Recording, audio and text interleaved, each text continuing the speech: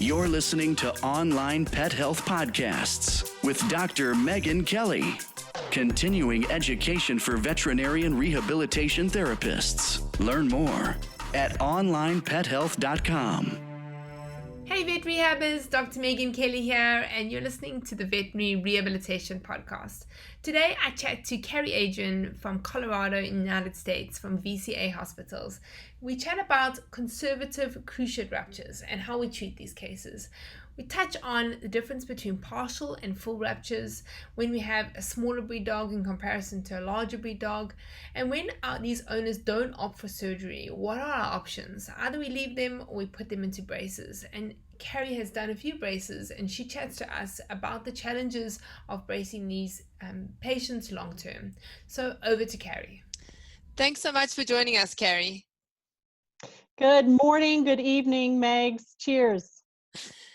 So we're going to be chatting about conservative cruciate ligaments. And I know this is something that's going to be a little bit controversial because I think you and I have a different opinion on it. So I'm looking forward to chatting about this. Yeah. Yes. And I should probably, my opening statement should probably be, I don't support conservative management of the cruciate ligament. And I think it's going to be a fun discussion of why you do and why I do not. Yeah. This is all part of clinical practice, and this is the fun stuff. Yeah, exactly. So, I mean, I think from my side, I've treated a lot of cases successfully, and I think it often boils down to finance, because you have a client that comes that can't afford to do the surgery. So you either try the conservative route or you don't, and if they're not going to do the surgery, what else do you do? So those are the cases that I've had, and you know, depending on the size of the dog, so I will say that, I have had some great successes. And I do, when I approach them, I have sort of a protocol. Like I say to the client, right, we're going to give your dog 1 month and we need to see a few things. And if they're not improving, then I'm going to say, you need to go ahead for surgery. And it's usually those cases that, for whatever reason, usually finance, but not always. I mean, sometimes it's a very young dog and they don't want to go ahead with surgery. Sometimes it's a very old dog, but generally it's financial. The financial outlay. And I could certainly see that. I think, you know, I'm just jotting notes as we chat, so I remember to talk back and forth about some of these things. And my first question would be, define success. You know, what does success look like in conservative management? Yeah, I mean, so for the way that I approach these cases, normally I would say to them, I want to see an increase in the muscle mass. I want to see an increase in the extension, and I want to see a decrease in the lameness score within 1 month. And if I'm not seeing those, then I don't feel like we're getting anywhere. You know, so those are the things that I use. But you see, the problem is that what you might see an improvement in the first month, and then 2 months down the line, you get a worsening again, you know? Right. And so, yeah, and success is different depending on the case. So like if it's a 14-year-old Labrador, and, you know, what is success for them compared to an agility dog? So I think it also depends on you know, what they're going to be used for. You know, is it an older dog that's just going to go for a few walks, or is somebody wanting to compete with it? Because then it's a different story. I mean, then you really, you know, want a better outcome in some of these, and not all of them have great outcomes. So yeah. Yeah, you know, I can't disagree with that. You know, I think there are very, very specific cases that certainly the smaller dogs that we could manage, that do fine. The older dogs that aren't very active, you know, my big thing with this, and certainly finances play a role, but, you know, I go back to how much would it cost your client in that 1 month's time to do rehab? You know, how often, what's the cost of that? Just estimated, you know, so can we support that knee in stability? I keep going back to stability. And this is where, you know, my big thing is the biomechanics of all of this. You know, in people, we're vertical, right? So it's the cruciate ligament that holds that knee in place, if you will, in people. So if you go back and now you've got a dog, it's pretty good, about 130, 140 degrees of flexion, you have a constant flexion moment on that knee. The stipal is very complicated joint. So if I've got 135 degrees of flexion, I have a constant flexion moment that I'm having to work against. And what does that? It's your quadriceps. So there's a constant torque. There's a constant muscle moment of the quadriceps to help stabilize a knee that's angled. So it's not just the cruciate ligament in the case of a dog that's stabilizing that joint. So now we need to consider, okay, I've got cranial drawer. Every time that dog takes a weight-bearing step, can I strengthen? Everybody wants to go back to strength, right? Can I strengthen the hamstrings enough to pull that translation, to oppose that cranial translation? I haven't seen it. And number one, how do you isolate hamstrings enough to oppose that cranial force? And we do know that we've got, agonist, antagonist muscles that co-contract to stabilize an unstable knee. So every time I go back to conservative management, my big thing is stability. Now, I have a conversation with clients. You can do essentially one of three things. I just had this conversation yesterday with a potential client, a good friend of Dr. Melissa King's, that you guys probably all know on the equine side. So she says, call Carrie, let's have this discussion. And okay, I told this client, I said, one of three things. You can do nothing. This is a larger dog. So we know the whole Pon-Nuki model, within 4 weeks, we're not going to see, we're going to see arthritis set in. Now, granted, they went in and they transected that cruciate ligament completely, which is not how it works in our world, right? So looking back at some of my dogs, you can have partial tears, you can have full tears, and that's a whole nother discussion, right? Yeah, So we'll get into that. Yeah. So their definition of a full tear was to completely 100% transect that cruciate, which is not really what happens clinically. I look back on some of my research data, and what the surgeons were identifying as a full tear, I had 40 to 60% of the cruciate ligament still intact at necropsy. So, it's a really interesting model. At that stage, okay, we know arthritis is going to set in. When we define success, what does that look like? The dog's out running around, but it's bunny hopping. So what we don't know, how does this change gait? How does this change, how does this change issues down the road? Does it? I don't know, but I mean, you can look at before and after and see a pretty significant alteration in gait. So what does that mean? No idea. And is that very specific to, from your dog to my dog? Is it specific to size? Probably. All of the above. All of the above. Yeah, so are we just passing the problem along because now Right. the dog's compensating, and so Mm-hmm. now we're ending up with back issues and spinal issues and something else because we didn't actually correct, the original problem. Yeah. Right. And yeah, it's going to scar down, right? Yeah, we do see the scarring. Everybody's palpated a medial buttress. And, just from my experience, what I see, that compensation goes diagonal. So if I have a right cruciate rupture, I see secondary changes in the left thoracic limb. It tends to be a diagonal compensation. Okay, now what?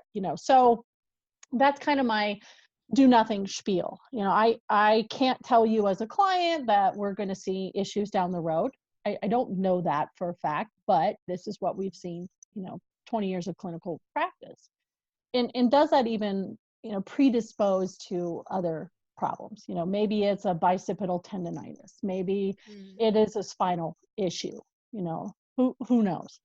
So, and then, my number 2 discussion with this potential client is surgery. That's not for me to explain. I go into it, I have a little bone and I show them what happens with the TPLO and, go talk to your surgeon about stats and all of that. I can certainly give them a rundown of what that looks like, what the post-op care looks like. 8 to 12 weeks, these dogs are good to go. If you want more stats, talk to the surgeon. It's supposed to reduce the amount of arthritis in there. It definitely reduces drawer. during weight bearing. At least you can still get a passive drawer with a TPLO, but we have more data on that. And when I tell my clients in 12 weeks, you're going to be done with this, right? You're going to be, your dog's going to be back hiking. Now, what's been interesting too is I have discussions with my surgeons all the time, because they're also of the mindset, of course, they want to cut, right? Yeah. But it's been interesting because Dr. Green will tell me, well, if your dog ruptures the cruciate and it's 9, 10, 11 years old, chances are it's not going to rupture the other one. Again, all clinical experience. If it's 2, 3, 4 years old, can guarantee, that whole 50 to 60% on the contralateral within the first year stands. So holds true. Which just fascinates me. Okay, why is that? Why is a 10-year-old dog all of a sudden rupturing its cruciate? And I can't answer that. But it was kind of an interesting conversation. And then my big thing is bracing. That's what I do. And I've had this discussion with Laurie Edge Hughes, and she was a big proponent of conservative management, and she was teaching all of this. And I said, but Laurie, you've got constant moments, right? You've got a constant torque on that cruciate. I can, and this is what I tell my clients too, I can spend your time and money, right? For, okay, how much time is conservative management? And she'll tell me, oh, around 3 months time. And I said, well, probably for that money, I can put your dog in a knee brace, kick him out the door, right? So and right or wrong, this is what I do.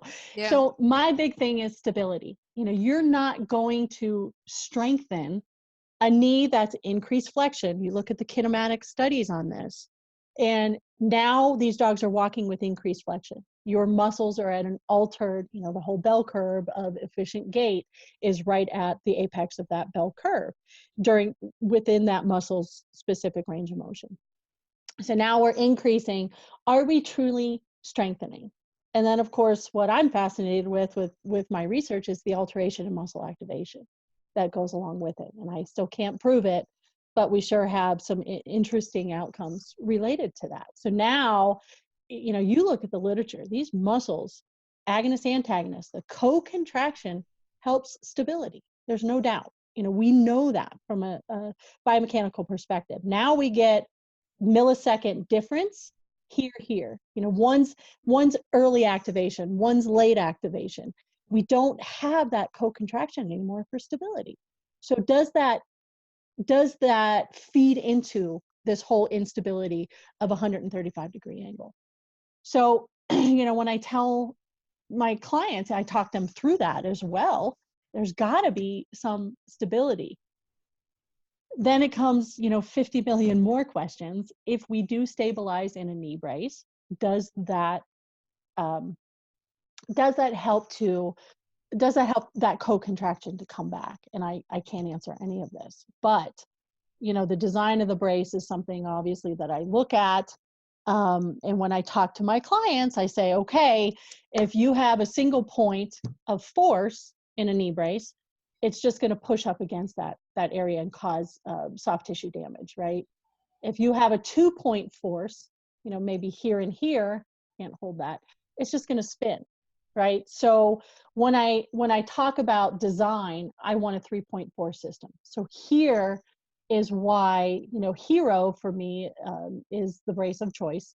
I have a proximal tibial force that offsets that cranial drawer. So if this is my cranial drawer, I can offset it caudally through one force, but then I have to have caudal opposing muscles, proximal and distal to that, to help stabilize.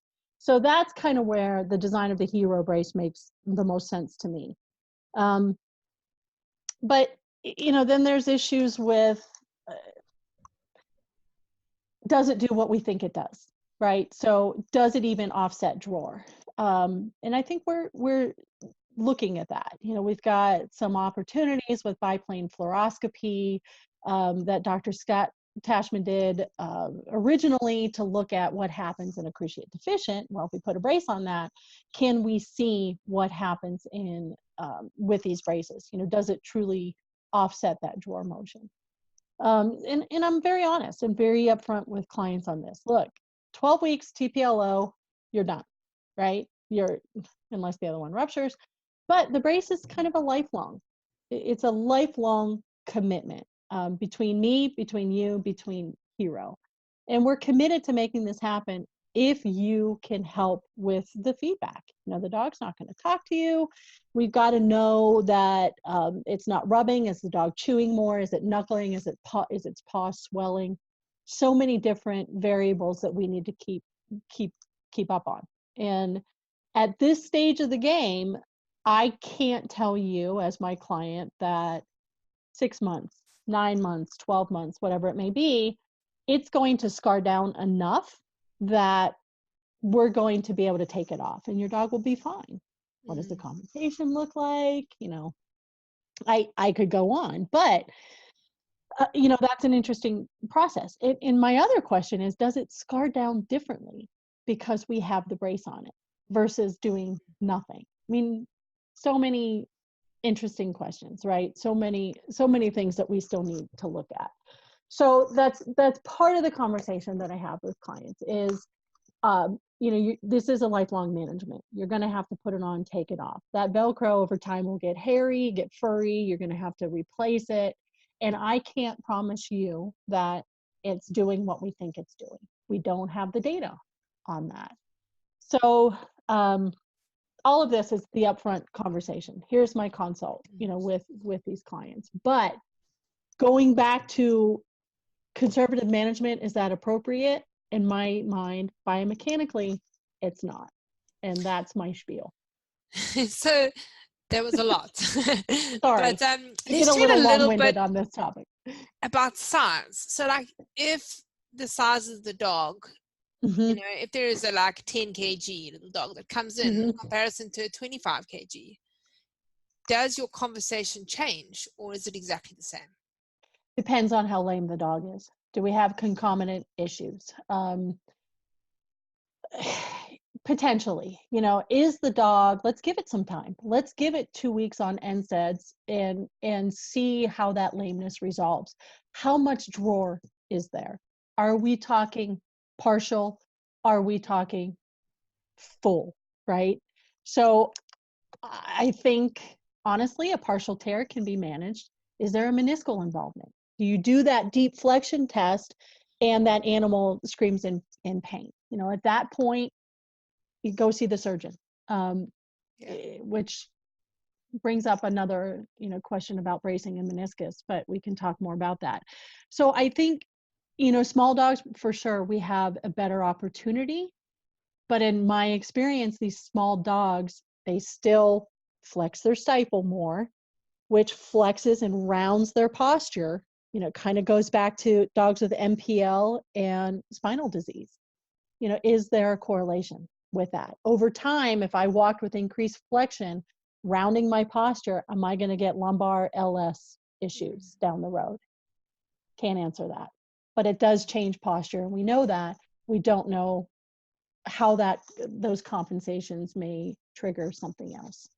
I mean, there's this perception out there that if it's a smaller dog, we were taught this at university, if it's less than 15 kilograms, you don't necessarily need to operate. So if it's more than 15 kilograms, we suggest you operate. But maybe they're just better at compensating, the smaller dog. And so they can get away with it easier. Yeah, exactly. Yeah. So, and a limp on a little dog isn't always as obvious as a limp on a larger dog. So I there's still instability. Yeah. In my opinion, there's still instability. And what does that mean down the road? Nobody's really got a good answer for that. Yeah. So I do think it's very individualized, and I think it's a very specific few that can get away with it. But I still go back to biomechanics, and there's still an unstable knee that alters gait. Yeah. Period. What does that mean? question.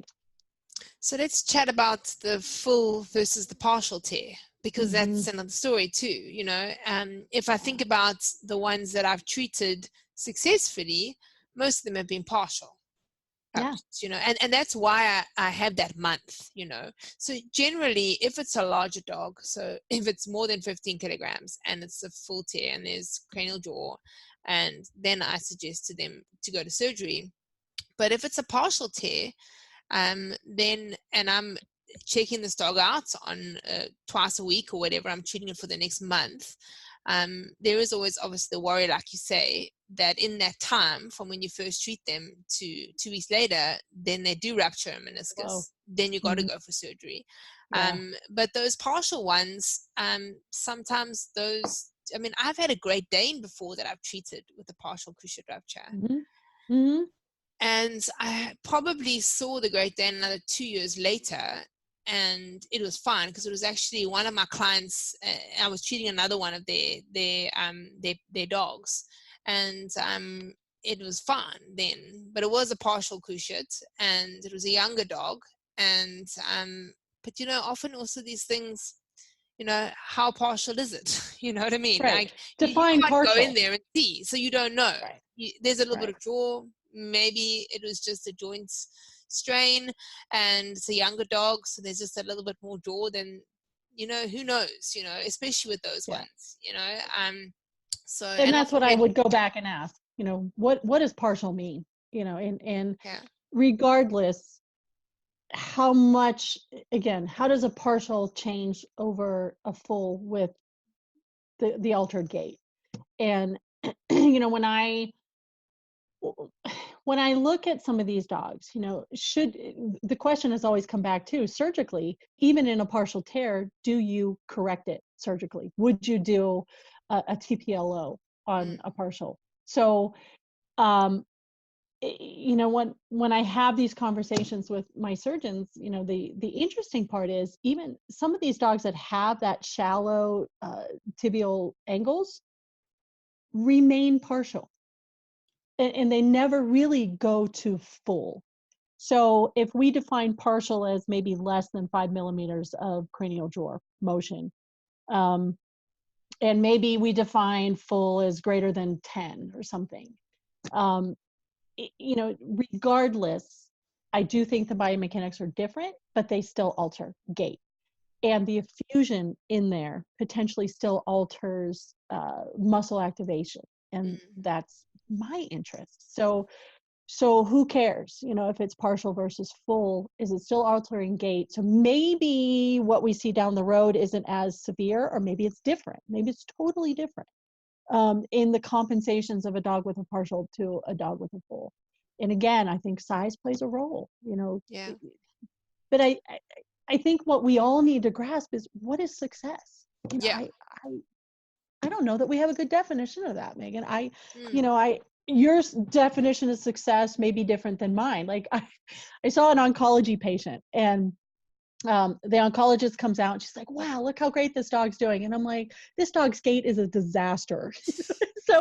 So what she looks at from an oncology perspective is totally different than what I'm looking at, you know, from a gait perspective. So I think, you know, we as a profession need to come up with, what does this mean, and have these subcategories. Like in people, you have copers, you have non-copers, and try to better categorize these patients. So I think success also changes depending on the owner, what it's, you know, and so then the success for us, what are they expecting is different. Great point. Yeah. So, what are their goals for this dog? Like, is it the 14-year-old that is concomitant issues, can't go under sedation, and I just want it to be able to go outside, go to the bathroom on its own? Yeah. So all of those, I think, are very, very individualized.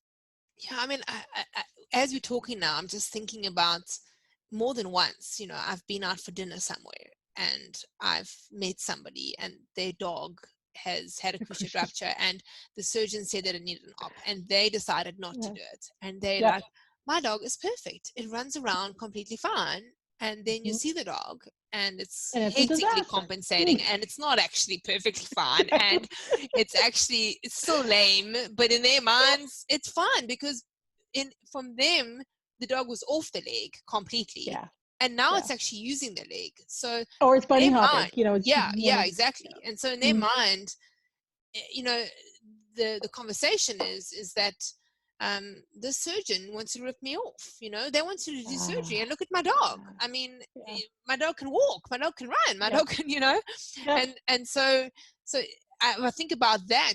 I think about outcomes and success for that client is very different to the client that has a little bit of better understanding, and because that client, maybe they didn't get the conversation about compensation, and that eventually this is what will happen. Maybe they didn't get that, or maybe they did, they just didn't listen. That's the other thing. Right. Or didn't understand. Or my dog's always, how many times have you gotten, my dog's always sat like that?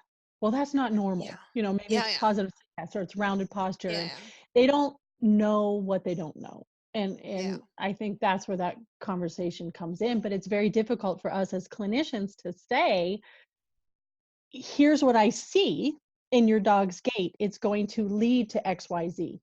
And that's, we just don't have that data to be able to say that. And, I will lay it all out there, for clients to make an informed decision, and it's up to them. At that point, I can't tell you those outcomes, but here's what I see. What does that mean? And, this whole 3 to 4 month of conservative management, and I can spend your money about $1,000 US dollars. I can put you in a brace, what we think provides the stability, and out the door you go. So this is the other conversation. If he's not limping, is it painful? And the conversation I have with my clients is, yes, when this first happens, partial tear, the dog's non-weight bearing lame, and the inflammatory process happens.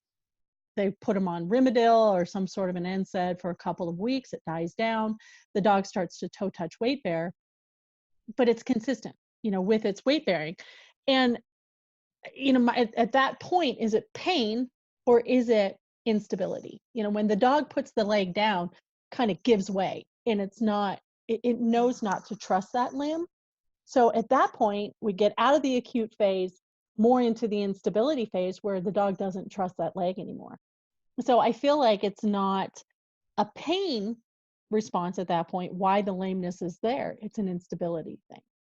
So, I can put you in a brace, try to stabilize, and then have at it. A lot of people think that bracing actually encourages atrophy, and it's the opposite.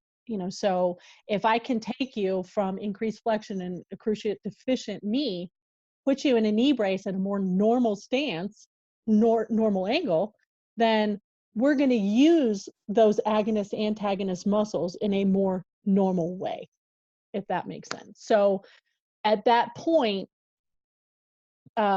strengthening is going to happen 3, 4, 6 months, a year down the road. So I think there's a lot of misnomers about bracing too, and what that does for the patient. But for me, it's a matter of increasing strength just from stability. I think also, just this conversation makes me think about just managing expectations. So that's also such a challenge, because, we can tell them, this is what we can do. These are our options. Yep. And then they choose something which we don't really think is the best option. And then their expectations are on us to get that log right, and then they don't come right, and then they're disappointed. So I think sometimes, I must say, the more experience I got in practicing, the more I actually said, well, I don't think that's the route that you should take, but I'm happy to do it if that's what you want to do. But you need to know this. I think it's really important for us as therapists to have a clear idea of what we expect and what we're okay with. Because what you don't want to do is go into these kind of cases, because with a conservative management, it's going to go either way, and we don't know. That's the thing, is that we can say, like, from our experience, but it really depends on the case. It depends on so many different things, so many different variables.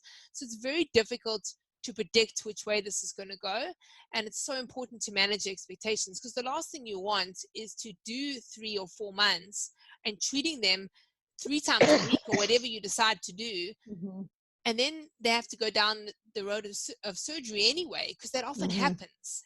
And then they're like, well, now we've just wasted all this time. So what I often do with these kind of cases is, that's why I say we give it a month, and what we want to see is improvements in, and then I make it quite clear for them.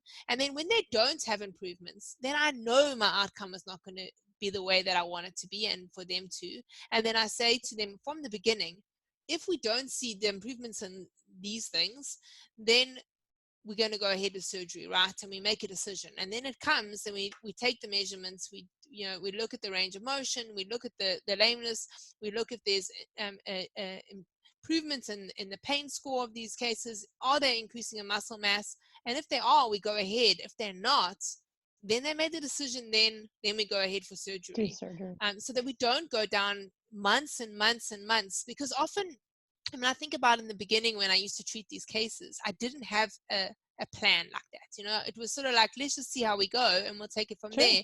But then they have one day where they're doing good, and then another day where they're doing bad, and there's up and down. And when they're like that, the owners then now, I don't know, because they came not wanting to go for surgery in the beginning, So when they have that good day, they're like, okay, well, it's working. Yeah, it's working.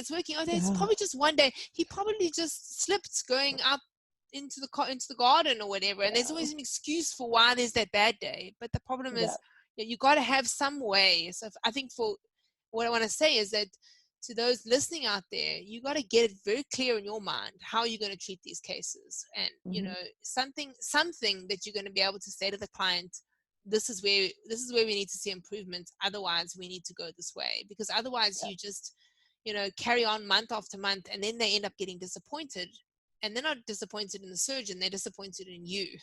So you just we wanted need to my manage. money. Yeah.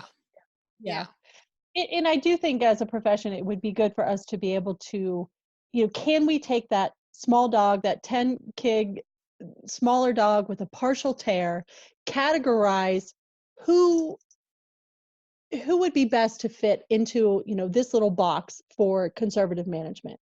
And maybe it's a large dog that with a partial tear. I don't know. But what does that mean? What does conservative management mean? What are the expected outcomes? Like you said, we need to be able to manage these expectations. And if you're a more active dog, hey, I don't recommend this. Or, still so many questions related to this. But I feel like, as a profession, we need to better categorize this, because my other question is, how many of these conservatively managed cases end up just like you said? I mean, you're going to see this wax and wane. So they go for a hike, they come back, they're lame again for, a week, a couple of days, whatever it is. What defines success? I think for me, it comes back to that.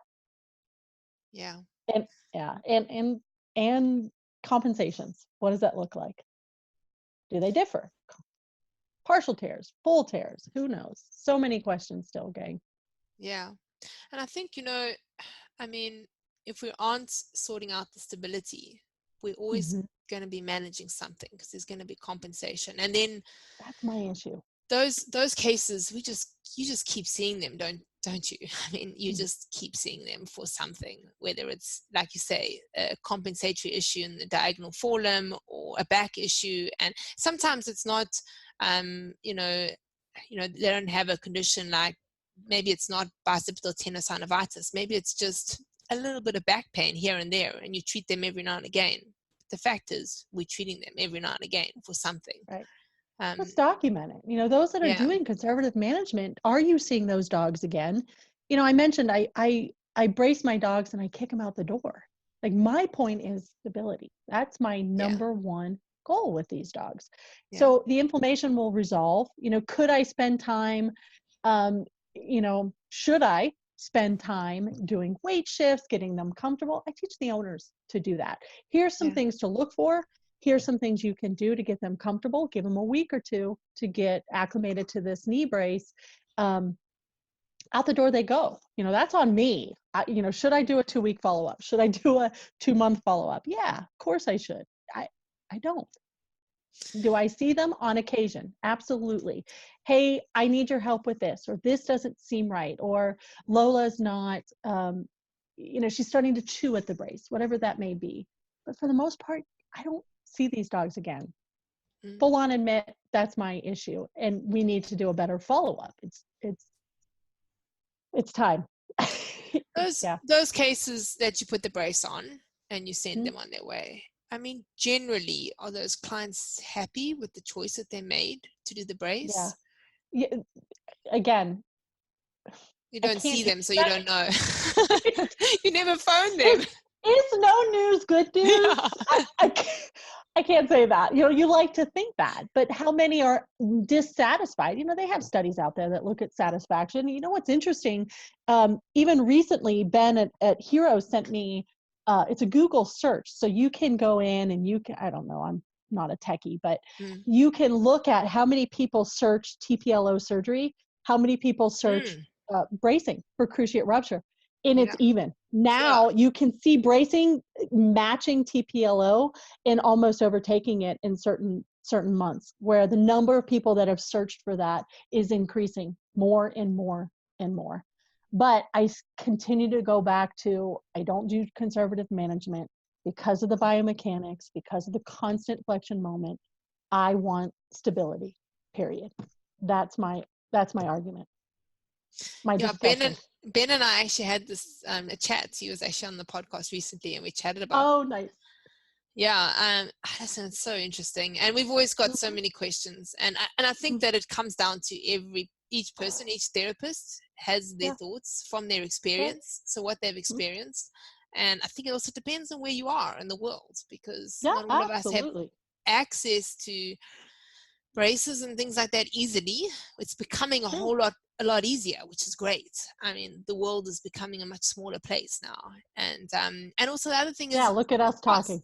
I know. It's nuts. I mean, to be able to order a brace and get it a week or so later, that's what can happen now, no matter where you are in the world. Great. And we've got telemedicine. Ben was chatting about how he gets, therapists can order a brace and he can go online like we are right now, with the dog standing there telling them fit it here, check here. He's done that with my client. Not alone. And I think, with bracing, for example, I mean, I can remember when I first started doing it, it was pretty daunting, but I'm the kind of person that I'm just going to do it, and if there's a problem, I'll find a solution. We'll deal with it. I'll deal with it. But I think that there are a lot of therapists out there that are nervous about it, and there's no reason to be at all, because the support is there. I mean, we didn't even have that. I mean, even just to try and get somebody on the phone, to phone from South Africa to the States, just to speak to someone was a difficult thing then. So now we've got, there's so many different ways in which you can get support. So for those listeners out there, don't be scared of ordering a brace from another country. It's doable, really, really doable. And don't be afraid to try conservative management. I prove me wrong is what I always say. Here's my thought process, right? Prove me wrong. And I'm more than willing to keep an open mind and listen, to your experiences. Like you said, everybody's experiences are very, very different. And perhaps the 10 kg, partial tears, we don't see a lot of compensation over time. But, we need a database, don't we? I keep talking about we need a worldwide database of outcomes. Yeah, we do. Everybody's got so much experience, and to pull this all together and say, hey, have you tried this? Maybe I haven't thought about that. And it's working for me because I did something a little bit different, so this is just one opinion, two opinions, mine and yours. And perhaps there's somebody else out there that's doing it differently, which is why I love this small world of discussion.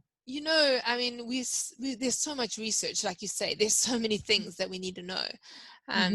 But there are people that are doing things in their clinics that listeners now, if you're doing stuff and it's working, you need to let everyone know. So let us know. Yeah, and that's what I love about the Small Animal Vet Rehabbers Facebook group, because people share stuff there. They're like, just putting it out there, like, this is, I don't know if it's right or wrong, but this is what I'm doing. Anyone else done this? And that's where things start. That's where big ideas start, because you know, maybe there is a way to treat conservative cruciate ruptures. You know, somebody's got a way, but they're not. Somebody's doing it successfully. Share it. Tell us. We want to know. We want to know. Yeah, be open mind. You know, I know Dr. Budsberg, Steve Budsberg from Georgia, is looking at you know, some of the outcomes. First, he did the knee in a brace that was normal. It was an intact cruciate, and now we're kind of taking it to that next level. We've got a system for biplane fluoroscopy that can see internally, you know, movement of the bones. That's so over my head, but so cool to watch. So, you know, there's things that are being done. There are more and more of this data coming out, and I think we're going to continue to see that. You know, it's just a discussion on the Vet Rehab listserv, you know, over bracing and you know, what does this look like? And again, everybody's doing their thing and sharing it, and that's what's most important for us right now. Awesome. Great chat, Carrie. Awesome. I love chatting to you. Ditto. Yeah, and we always go over time. So because we just can't stop talking, you and I. I love it. Good to catch up, gang. Yeah, I appreciate the opportunity. Thanks for your time. Yes, thanks. Take care, everybody. Cheers, Carrie. Bye. Vet Rehabbers, for more information on how to take your career to the next level, go to www.onlinepethealth.com. Please don't forget to subscribe to my podcast so you'll get notified. I'm here every single week talking to vet rehabbers from all over the world, learning, and I would love you to join me. Hope you have an awesome day further. Cheers for now.